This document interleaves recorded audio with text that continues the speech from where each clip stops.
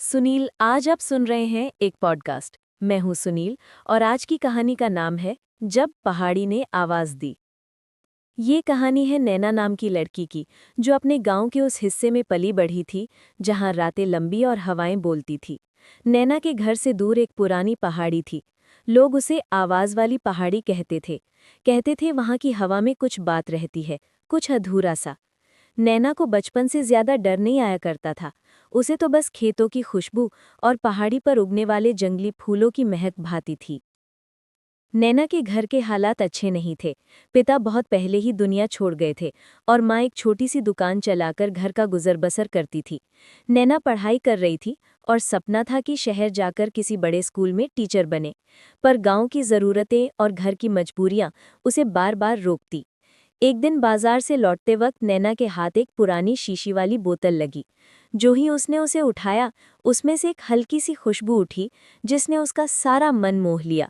शीश पर कुछ उर्दू के घुमावदार शब्द लिखे थे, जो खुशबू याद दिलाए वही मुकद्दर बदल दे। नैना को उस खुशबू ने कुछ अजीब सा सुकून दिया। उसने उसे अपनी अलमारी में रख लिया और जरा सा भी उसे इस्तेमाल नहीं किया। पर जैसे ही रात हुई, उसके सपनों में किसी ने फुसफुसाकर कहा, किसका नाम है तुम्हारा? नैना उठी और कमरे की खिड़की से बाहर झांका। पहाड़ी की दिशा में कुछ हल्की सी चमक दिखी, मानो कोई दीपक बहती रोशनी छोड़ रहा हो। उसने सोचा कि शायद गांव का कोई झूठा अफवाह है और सो गई। कुछ दिनों में वो खुशबू नैना के जीवन में छोटी छोटी चीज़ों की तरह फैलने लगी। उसकी किताबों के बीच खुशबू की एक बूंद, उसके बालों में एक हल्का स्पर्श, और अक्सर जब वो अकेले घूमती, उसे लगता कि जैसे कोई उसकी पीठ पर हाथ रखकर कह रहा हो, बस तुम ही मेरी खुशबू को समझ सकती हो। नैना ने ये सब अपने आप को समझाने की कोशिश की, थकान, तनाव या कोई याद, पर दिल के अंदर एक बेचैनी उभरती रही। एक शाम उसकी सहेली सविता ने कहा, नैना, तुम अक्सर पहाड़ी पर जाती हो ना? लोग कहते हैं कि वहाँ एक बूढ़ी औरत बैठी रहती है जो लोगों को उनकी किस्मत दिखा देती है। नैना ने हंसकर कहा, किस्मत क्या सविता, मुझे तो बस वहाँ की हवा पसंद है। पर सविता की बात ने उसके दिल में एक अचरज जरूर बिठा दिया। एक हफ्ते बाद, जब घर की हालत और भी तंग थी और माँ ने दुकान पर कुछ सामान भी गिरा दिया, तब नैना ने फैसला किया कि वो उस बोतल की खुशबू का सहारा लेगी। शायद कोई मदद मिले। रात को उसने अपनी अलमारी से शीश निकाला और थोड़ी सी खुशबू अपनी कलाई पर लगाई। खुशबू फैलते ही घर का माहौल बदला सा लगने लगा, जैसे घर की दीवारें धीरे धीरे कुछ सुनने को तैयार हों। माँ सो रही थी और नैना ने चुपके से कहा, अगर कोई सुन रहा है तो सुन ले, मेरी माँ को मुश्किलों से बाहर निकाल दे। अगले दिन गांव में लोग चौंक गए। किसी ने देखा कि रात भर पहाड़ी पर एक उजली सी परछाई चलती रही और सुबह खेतों में सोना सा चमकता हुआ एक छोटा सा दफ्तीला पड़ा मिला। उसमें चंद सिक्के और एक पुराना नोट था जिसका स्याह अक्षर पढ़ने लायक नहीं थे। नैना के दिल में आशा जगी, पर साथ ही डर भी। क्या सच में उस खुशबू ने कुछ किया था? दिन गुजरते गए और नैना को और घटनाएं महसूस होने लगी। कहीं भी वो जाए, किसी की आंखें अचानक उस पर टिक जाती, जैसे कोई उसका इंतजार कर रहा हो। कभी कभी बाजार में किसी बूढ़े की आवाज़ कह जाती, वो लड़की तो खुशबू वाली है। लोग बातें करते और उनके शब्द नैना के कानों तक धीरे धीरे आकर उसकी रूह में गूंजते। नैना की रातें अब बेचैन थी। ख्वाबों में एक साया आता, बात करता और कहता कि मिलने आओ। एक रात जब पूरा गांव सो रहा था, नैना ने महसूस किया कि घर की कांच वाली बोतल का ढक्कन खुद ब खुद खुल गया है। खुशबू हवा में फैल गई और कमरे की बत्ती बुझ गई। उसी अंधेरे में एक साफ आवाज आई, तुमको चाहिए क्या? नैना ने कांपते हुए कहा, माँ की बेहाली से निकलना, थोड़ी राहत चाहिए। आवाज ने कहा, मेरे लिए एक सौदा कर दो। नैना ने पूछा, क्या सौदा? आवाज ने कहा, तुम मुझे एक रात के लिए अपनी याद दे दोगी? मैं तुम्हें दौलत दे दूंगा, नाम और इज्जत, पर तुम्हें मेरी दुनिया का हिस्सा बनना होगा। नैना का दिल सिहर गया। एक तरफ माँ की मुश्किलें, दूसरी तरफ एक अनजान दायित्व। उसने नफसानी फैसला करने से पहले माँ की थकी हुई आंखों का सीन याद किया और धीरे धीरे कहा, ठीक है, पर क्या तरीका है? आवाज ने कहा, चांद की पहली रात पहाड़ी पर आओ। वहां जो बर्तन तुमको मिला था, उसे जलाकर मेरी दुनिया के नियमों में लिख दो। नैना ने सहमते हुए कह दिया कि वो कोशिश करेगी, पर माँ के साथ बैठकर उसने वो सब कहा कैसे? उसने माँ को सब कुछ छुपा कर रखा। रात में जब गांव के सारे घर सुलग रहे थे और चांद की रोशनी गुमनाम थी, नैना चुपके से निकली और पहाड़ी की ओर चल दी। उसके कदमों की आहट में मिट्टी की खुशबू और उसके हाथ में बोतल की खुशबू मिलकर एक अजीब सा संगीत बना रही थी। पहाड़ी पर पहुंचकर उसने देखा कि वहां पहले से कोई नहीं था, पर हवा की लहरों में कोई साया घूम रहा था जो उसे बुला रहा था। वो बोतल निकालकर मिट्टी के एक छोटे बर्तन में कुछ बूंदें छोड़ी और कहा, मैंने सौदा किया है, अब बताओ आगे क्या करना है। हवा धीमी हुई और फिर आवाज आई, तुम एक रात के लिए मेरी याद हो जाओगे, पर याद रखना, याद का लौटना मुश्किल है, और जो भी याद तुम मुझे दोगी उसका एक टुकड़ा तुम्हारी जिंदगी का हिस्सा बन जाएगा। नैना ने अपने निर्णय को सोचते हुए कहा, अगर मैं तुम्हें याद दूं और तुम माँ की दास्तान बदल दो तो क्या मैं उसे वापस पालूंगी? आवाज ने कहा, जो बदला जा सकता है उसे बदल दूंगा, पर एक शर्त होगी, तुम्हें उस रात अपनी सबसे प्यारी बात मुझको देनी होगी। नैना ने अपनी आंखों में आंसू लिए और माँ की तस्वीर सोचकर कहा, ले लो मेरी सबसे प्यारी स्मृति, माँ की हंसी। जैसे ही उसने ये शब्द कहे, हवा तेज हो गई और पहाड़ी पर एक हल्की सी रोशनी छा गई। उसे लगा जैसे उसने कुछ खो दिया है। उसकी स्मृतियों के उस कोने में जो माँ की हर छोटी छोटी हंसी थी, एक खालीपन आ गया। पर साथ ही रात के अगले ही पल गांव में एक अजीब सा हलचल हुई। उसकी माँ की दुकान के सामने किसी ने बिना बताए कुछ थैले रखे थे। उन थैलों में पैसे, राशन और दवाइयों के पैकेट थे। लोगों ने कहा कि किसी ने अब रात में गांव की मदद की है। नैना का दिल भर आया। क्या सच में उसकी दी गई याद ने माँ की तकलीफ दूर कर दी? पर घर लौटते ही नैना ने महसूस किया कि माँ की हंसी का वही कोना अब उसकी यादों से गायब है। वो छोटी छोटी बातें जो माँ के चेहरे पर बनाती थी, अब सिर्फ एक धुन सी लगती हैं। उसने रोकर कहा, क्या मैंने सही किया? पर हवा ने चुप्पी साध ली। उसके बाद से नैना के जीवन में अजीब मोड़ आने लगे। लोग अब उसे देखकर कुछ कहते, वो लड़की जो कुछ लेकर आई थी। कुछ रातें वो किसी अजनबी की आवाज़ सुनकर जाग उठती। वो आवाज़ उसे बुलाती, कहती कि और कुछ दे दो, और वो और देती रही, अपनी कागजी यादों, अपनी छोटी छोटी खुशियाँ। हर बार कुछ मिलता, पर हर बार उसके अंदर एक और खालीपन बनता। एक दिन जब गांव में बारिश हो रही थी, माँ ने अचानक कहा, बेटा तुम बदल सी गई हो। पहले तुम इतनी हंसमुख थी, अब कुछ दूर सी लगती हो। नैना ने आंसू भरे स्वर में जवाब दिया, माँ, सब कुछ ठीक हो जाएगा। पर वो जानती थी कि हर चीज के साथ उसने कुछ दिया है, और कोई चीज वापस नहीं आती इतनी सहजता से। रातों में वो अक्सर सोचती, क्या उसने सही किया? क्या किसी के खेल में उसने अपनी यादों के टुकड़े बेच दिए? एक शाम जब वो पहाड़ी की तरफ जा रही थी, उस जगह पर जहां उसने पहली बार बोतल खोली थी, उसने देखा कि मिट्टी पर कोई लिखा हुआ चिन्ह है, जैसे किसी ने कहा हो, जो याद दे उसे जरूर याद रखना। याद खो जाने पर कुछ लौट कर नहीं आता। नैना ने गहरी सांस ली। उसके अंदर अब एक नया इरादा जगा। वो तय कर सकती थी कि आगे क्या दे और क्या नहीं। लेकिन एक सवाल हमेशा उसके साथ रहेगा, क्या कीमत उसे देना चाहिए थी? और क्या माँ की हंसी की जो कमी उसने महसूस की, उसे वो फिर से पा सकेगी या नहीं? ये कहानी अभी यहीं रुकी नहीं है, ये तो बस शुरुआत है। अगली बार जब आप सुनेंगे, मैं सुनील फिर बताऊंगा कि नैना ने कैसे अपनी खोई यादें वापस लाने की कोशिश की और पहाड़ी ने उसकी किस्मत को कैसे चुनौती दी। तब तक के लिए याद रखिए, कभी भी कोई आसान सौदा मुफ्त में नहीं मिलता। मैं हूं सुनील और आज आप सुन रहे हैं इस रहस्यमयी कहानी का दूसरा हिस्सा। जहां पिछली बार हमने छोड़ा था, वहां नैना ने अपनी माँ की हंसी के बदले खुशहाली मांगी थी, और अब उसके दिल में बस एक खालीपन बाकी था। उस रात के बाद नैना में कुछ बदल गया था। अब वो मुस्कुराती भी थी तो उसके होंठ मुस्कुराते, पर आंखें नहीं। गांव में लोग उसे देखकर कहते, वो वही लड़की है जिसने पहाड़ी की हवा से कुछ मांगा था। दिन बीतते गए पर नैना की बेचैनी बढ़ती गई। कभी कभी आधी रात को खिड़की के पास से किसी के कदमों की आहट आती, कभी कमरे में रखी बोतल खुद हिल जाती, और हर बार एक आवाज आती, तुम्हें और चाहिए क्या? नैना डरती थी, पर खुद को रोक भी नहीं पाती थी। वो आवाज अब उसके भीतर बस चुकी थी। कभी वो उसे साया लगती, कभी ऐसा महसूस होता जैसे वो कोई इंसान हो जो बस दिखाई नहीं देता। एक शाम जब सूरज डूबने लगा, नैना खेतों की तरफ गई। वहां हवा में वो जानी पहचानी खुशबू थी, और सामने वही पहाड़ी जहां से सब शुरू हुआ था। हवा में अचानक किसी के गाने की आवाज आई, धीमी पर साफ। जो याद दी थी उसे याद करना भूल गई हो। नैना ठिठक गई। कौन है वहां? उसने चिल्लाकर कहा।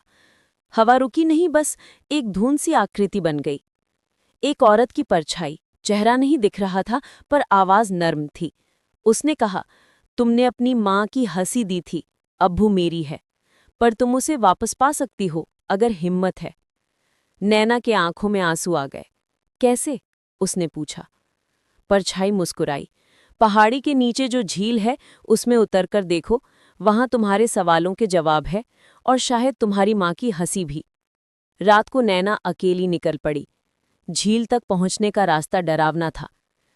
झींगुरों की आवाज, ठंडी हवा और बीच बीच में पहाड़ी से आती सीटी जैसी धुनें। हर कदम पर उसे लगता कोई पीछे चल रहा है। झील पर पहुंचते ही उसने देखा, पानी में उसकी परछाई नहीं बल्कि कोई और चेहरा झलक रहा था।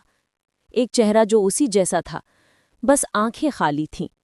क्या ये मैं हूं या वो? नैना ने खुद से पूछा। आवाज आई, ये वो है जो तुम बन रही हो। अचानक झील में हलचल हुई। लहरों ने गोला बनाया और एक उजली रोशनी उठी। उस रोशनी में वही बोतल तैरती दिखी जो उसने अलमारी में रखी थी। नैना डरते हुए आगे बढ़ी, हाथ बढ़ाकर बोतल को उठाया। जैसे ही उसने उसे छुआ, उसकी रगों में ठंडक दौड़ गई और एक पल के लिए वो किसी और दुनिया में पहुंच गई। वो जगह धुएं से भरी थी। हवा में हजारों आवाजें थीं, हंसने की, रोने की, पुकारने की। एक कोने में उसने अपनी माँ को देखा, मुस्कुराते हुए पर धुंधली। माँ! नैना चिल्लाई, पर माँ ने कहा, मैं खुश हूं बेटा, तुम क्यों आई? नैना रो पड़ी। तुम्हारी हंसी अब मेरी नहीं रही। माँ ने जवाब दिया, तुम्हें मेरी हंसी वापस नहीं चाहिए, तुम्हें खुद की याद चाहिए जो तुमने खोई है। नैना समझ नहीं पाई, पर उसी वक्त साया फिर बोला, हर चीज की कीमत होती है नैना, अगर तुम यादें वापस चाहती हो तो किसी और की याद छोड़नी होगी। मतलब? नैना ने पूछा। मतलब? साया बोला, इस बार तुम्हें अपनी एक चाहत छोड़नी होगी जो तुम्हारे दिल के सबसे पास है। नैना ने आंखें बंद की और उसके जहन में वो लड़का आया, अरुण, गांव का मास्टर जो उसे चुपके से किताबें देता था। उसकी मुस्कान, उसकी बातें। नैना ने आंसुओं में कहा, अगर उसकी याद देने से माँ की हंसी लौटती है तो मैं तैयार हूं। धुआं गहरा हुआ और अगले ही पल झील के ऊपर की हवा शांत हो गई। नैना जमीन पर गिरी थी, सांसें चल रही थीं पर आंखें खाली।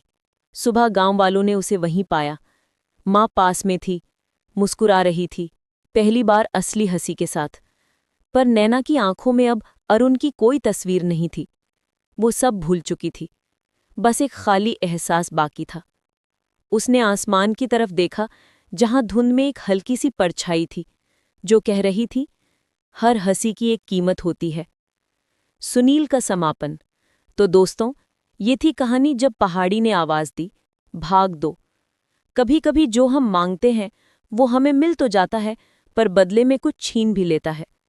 अगले भाग में मैं सुनील आपको बताऊंगा कि जब नैना ने अपनी खोई यादें वापस पाने की कोशिश की तो किस साए ने उसे अपने कब्जे में लेना चाहा, क्योंकि कहानी अभी खत्म नहीं हुई है।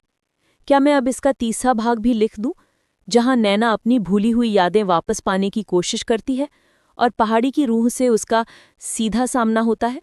मैं हूं सुनील और आज आप सुन रहे हैं इस डर और रहस्य से भरी कहानी का तीसरा भाग। पिछले हिस्से में नैना ने अपनी माँ की हंसी लौटाने के लिए अपनी सबसे प्यारी याद यानी कि अरुण की याद उस रहस्यमयी साई को दे दी थी। माँ मुस्कुराने लगी थी, लेकिन नैना के दिल में अब एक अजीब सी खाली जगह बन चुकी थी।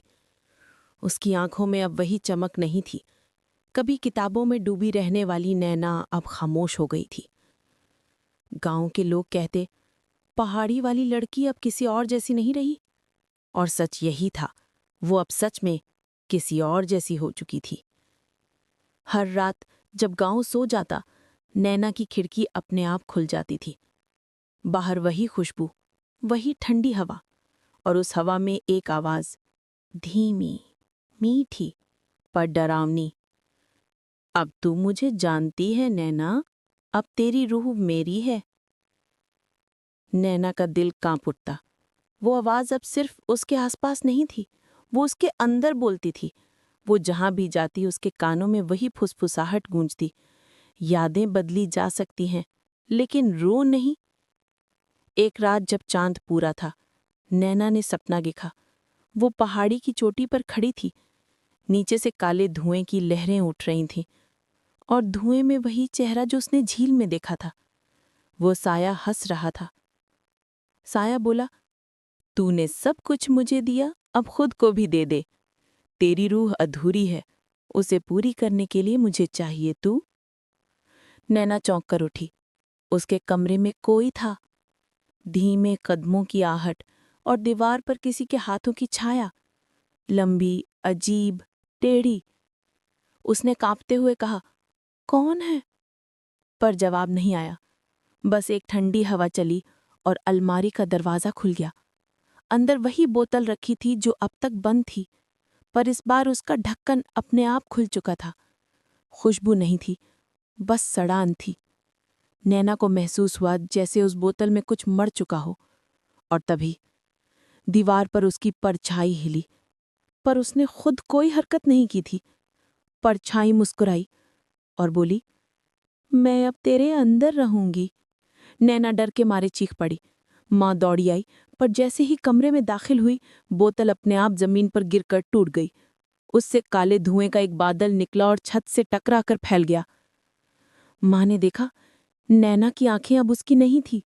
वो बिल्कुल काली हो चुकी थीं, जैसे किसी और ने उसके शरीर को ओढ़ लिया हो। वो आवाज कमरे में गूंज रही थी, जिसने यादें बदलीं, अब वही जिंदगी बदलेगा। अगली सुबह गांव वालों ने देखा, नैना के घर का दरवाज़ा खुला था, पर अंदर कोई नहीं था। बस दीवार पर उर्दू में लिखा था, जो पहाड़ी की आवाज़ सुन ले, वो फिर अपनी नहीं रहती। माँ बेहोश होकर गिर पड़ी। लोगों ने घर की तलाशी ली। नैना नहीं मिली, पर उसकी किताबें अभी मेज पर थीं। हर पन्ने पर वही शब्द, याद, याद, याद।